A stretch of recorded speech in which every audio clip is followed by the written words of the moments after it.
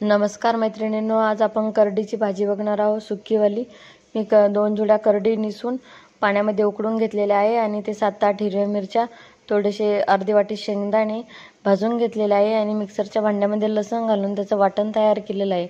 आता इथे तेलामध्ये लसूण कुटून टाकलेला आहे मी। लसूण कुटून टाकल्याच्या नंतर आपल्याला थोडीशी हळद घालून वाटलेला मसाला घालायचा आहे आणि वाटलेला मसाला 2 मिनिटं होऊ देऊन आपण जी करडीची भाजी उकडून घेतलेली आहे ती पिळून घेऊन त्यामध्ये घालायची आहे आणि चवीनुसार मीठ घालायचं आहे। हे सर्व मिश्रण एकत्र केल्याच्या नंतर थोडंसं तेल सोडायचं वरतून आणि शांत कमी गॅसवर 5 मिनिटं होऊ द्यायचं आहे। हे बघा, छान असं आपली करडीची भाजी तयार झालेली आहे।